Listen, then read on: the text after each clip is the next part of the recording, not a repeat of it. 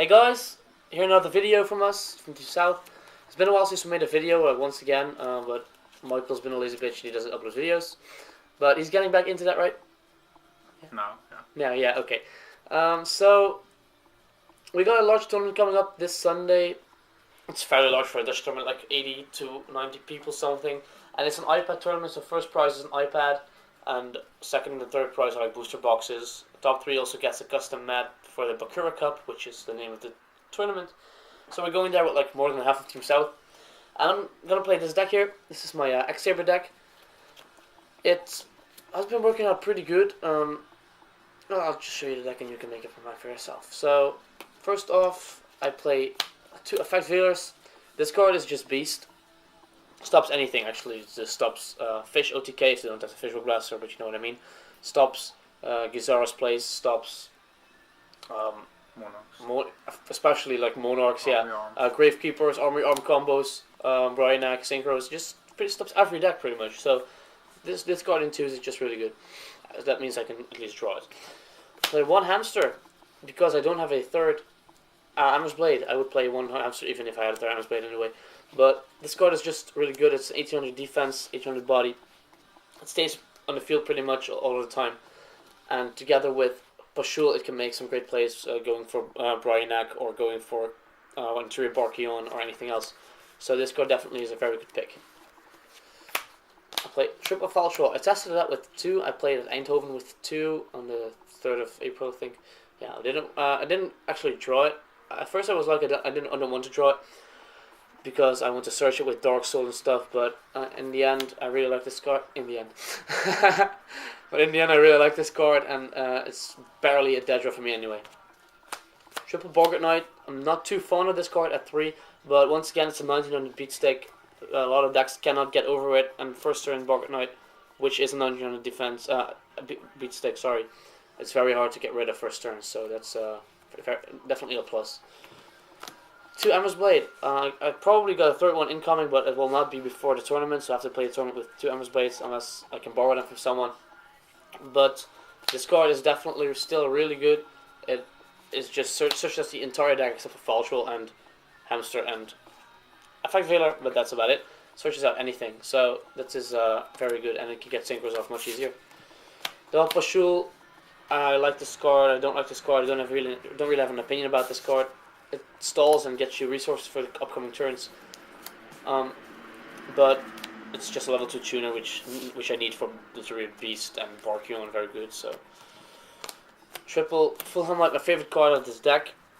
Makes pluses so easily, even if it hits a Raikou, you can, because it doesn't have to be sent to the graveyard. It still gets its effect off by special summoning X-Saber from a grave, and it just gets Falchol plays off much easier, and it stops an attack for a turn, so that's really good. Triple Dark Soul, the heart of the deck, searches out any X-Saber in this deck, which are 15 monsters or 16 monsters, something like that. So this card definitely needs to be played in 3. If you play less, don't play the deck. Oh, sorry. That were the monsters, 19. Some staples we got here is Mind Control Mind Control, Monster Reborn, Giant Trune, and Dark Hole, which are pretty much staples in this deck. I just put in the Mind Control. I tested it out before. We didn't have the room for it anymore, but I'm still testing it out. I'm not sure whether to play it or not. Let me know what you think about this card in this deck. So, yeah, these 4 spells, and that was not all, by the way. 1 Book of Moon, 1 enemy controller for like attack stoppers or anything else stopping or just taking over with enemy controller, anything like that. So that's really good. And enemy controller and Book of Moon also work very well with Fulham Knight. Double MST, pretty much backward destruction, Gravekeepers, Dragonides, whatever. It's a good card. That were the spells. I don't know how many there were, like 10 or something. The traps, 1 Solemn Judgment. For the Solemns, I got 1 Solemn Judgment and 2 Solemn Warnings. This card is just too good. This card is also very good, although I don't really like it, but that's okay. 3 Solemns, 2 7 tools, and 1 Trap Stun for the Trap Negation. At first I was playing 2 Trap Stun, 1 7 tools, but I'm testing out 2 7 tools, 1 Trap Stun now, because you don't have to -1 yourself with the Trap Stun when you like activate it before you go for Healing Light or something. Because when your opponent goes for you go for Healing Light, they go Solemn Warning, you go 7 tools, and you still have their back row entirely destroyed. So that's really good. Although I don't like the life point paying, but okay. Mirror Force and Torrential, which are staples actually. It doesn't really need an explanation. I never draw Torrential, by the way. It's just absurd. 2D Prisons. I like this card very much in his deck. Gives me some extra protection for when I got like, for example, I get Emmer's Blade and it gets attacked, and I go for Dark Soul to try to attack over it. I go Dimensional Prison. Next turn, summon any X-Saber, then go for all my combos. And this card just makes sure my X-Saber stay on the field for a turn longer if I need that. And just gets rid of threats like Stardust or any Synchro anyway. So that's really good. 1 Call of the Haunted and 2 Gotham's Emergency Call for Graveyard Revival. Call of the Haunted makes this card alive also, and it just makes my Heallight plays, my Faltrol plays, any play I make actually much easier because I can get an extra X-Saber on the field. And this card is just so overpowered. It gets me a +1 on the field instantly, and I can just synchro with it and make amazing plays. So these 3, that was the deck. 40 cards exactly.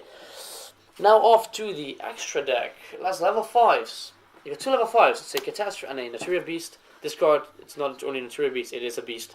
It is so good. Actually, it wins games against like Frog FTK because they cannot get rid of it unless you got like Snowman Eater or like someone's playing Penguin Soldier or something. But especially Snowman Eater because it's played a lot. That's my favorite play is like go, let's say Dark Soul, Pashul, draw Faltrol, synchro with Pashul and Dark Soul for this guy, and then use Faltrol's effect, reviving Pashul, synchro for Stardust, and then you're safe and you win the game actually against Frog FTK. They cannot do anything about this, so that's really good. Level 6s, I play 6 level 6s? 5 level 6s. 2 Inlays, just back row destruction is too good. Bryanak, which is a staple.